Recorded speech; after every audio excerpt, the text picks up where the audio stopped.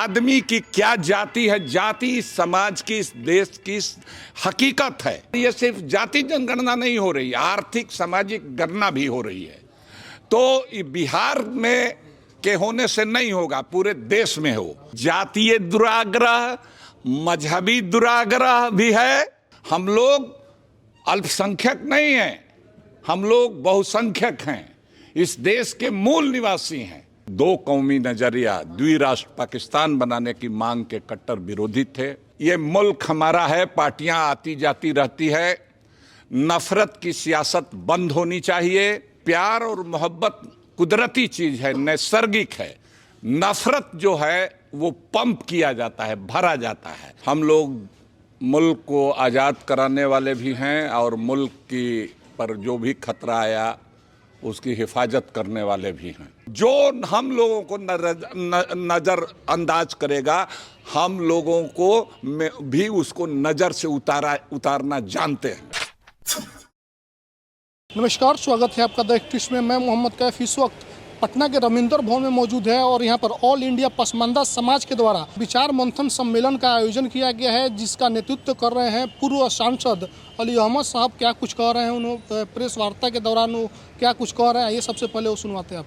हम लोग मुल्क को आज़ाद कराने वाले भी हैं और मुल्क की पर जो भी खतरा आया उसकी हिफाजत करने वाले भी हैं और सामाजिक आंदोलन भी चलाने वाले हैं। कयूम अंसारी साहब और शहीद अब्दुल हमीद साहब को यूं ही हम लोगों ने नहीं चुना है। वो कयूम अंसारी साहब फ्रीडम फाइटर थे, जिन्ना के दो कौमी नजरिया, द्विराष्ट्र पाकिस्तान बनाने की मांग के कट्टर विरोधी थे। मुस्लिम समाज में जो भेदभाव है उसको ख़त्म करने की लड़ाई लड़े। उनका जन्मदिन और शहीद अब्दुल हमीद साहब का जन्मदिन, जो 1965 में पाकिस्तान ने जब मुल्क पर हमला किया तो उसके अमेरिका का पेटेंट टैंक लेके आया था, पाकिस्तानी सेना आई थी, उसको ध्वस्त कर दिया, चिथड़ा चिथड़ा कर दिया। तो आज उस समाज का सम्मेलन है। तो आज और क्या मैसेज मैसेज हम लोग ये देना चाह रहे हैं कि ये मुल्क हमारा है, पार्टियां आती जाती रहती है। नफरत की सियासत बंद होनी चाहिए और प्यार और मोहब्बत की बात होनी चाहिए। इसलिए कि प्यार और मोहब्बत कुदरती चीज है, नैसर्गिक है। नफरत जो है वो पंप किया जाता है, भरा जाता है। इससे पूरे देश का नुकसान हो रहा है। मुसलमानों की बात ले लीजिए, दलितों की बात, अति पिछड़ों की बात, महादलितों की बात, ईसाई दलितों की बात, सब लोग इस देश में सेकेंड ग्रेड सिटीजन बना दिए गए हैं।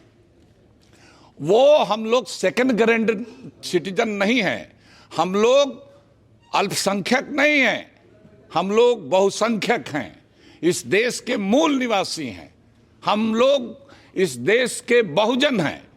तो हम लोग मिल करके 9-10 संगठन आप देख रहे हैं, सभी संगठनों के राज्य के राष्ट्रीय नेता यहाँ मौजूद हैं।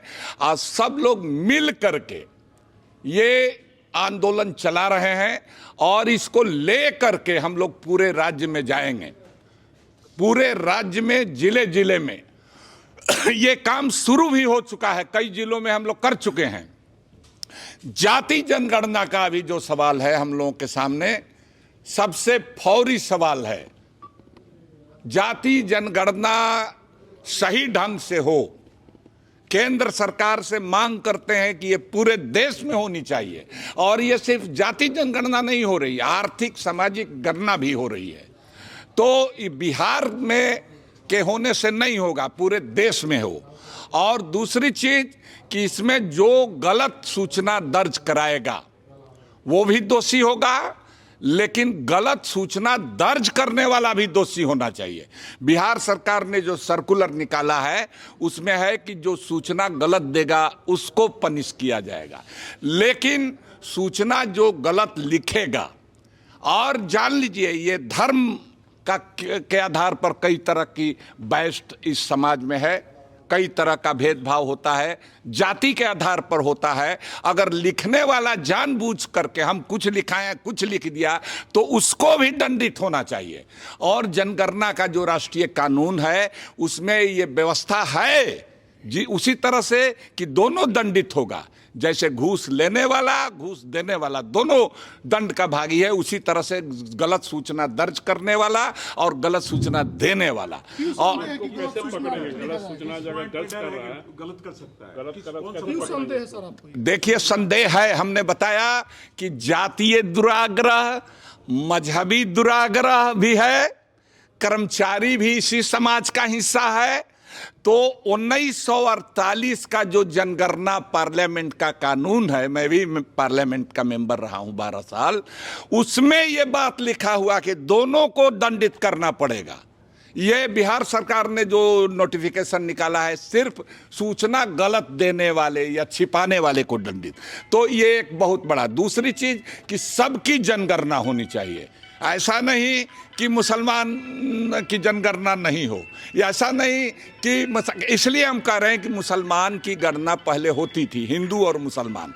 हम ये कह रहे हैं कि हम हिंदू और मुसलमान से ध्यान हटा करके आदमी की क्या जाति है, जाति इस समाज की, इस देश की हकीकत है, और आर्थिक स्थिति, कितना जगह जमीन है, कितना आईएएस है, आईपीएस है, डिप्टी कलेक्टर है, कितनी नौकरी में है, तो ये सब होना चाहिए।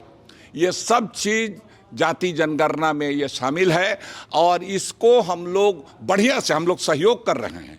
पॉलिटिकल पार्टियां कुछ पहले कंफ्यूज थीं, तो वो उनको माने ये हम लोगों ने बताया है। दूसरी बात जो वो उनको रास्ते पर लाया है, लेकिन सरकार के भरोसे नहीं छोड़ना है।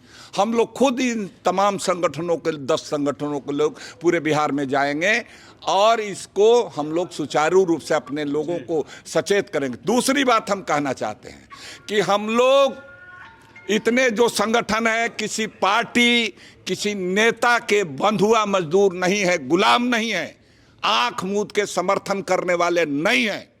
जो हम लोगों को नजरअंदाज करेगा, जो इस मंच पर बैठे हुए हैं, दलित है, महादलित है, पिछड़ा है, अति पिछड़ा है, हिंदू है, मुसलमान है, जो हम लोगों को नजरअंदाज करेगा, हम लोगों को भी उसको नजर से उतारना जानते हैं। सर, पसमानदा तहरीक पे एक बड़ा इल्जाम लगता है कि कहीं न कहीं मुसलमानों के अंदर जो है कि ये लोग तोड़ने की बात करते हैं, इसके बारे में क्या कहें? हम लोग देखिए जोड़ने की बात करें, पसमानदा 77 बिरादरियां हैं, हिंदू मुसलमान में सैकड़ों बिरादरियां हैं, हम लोग सब लोग एक मंच पर ला रहे हैं।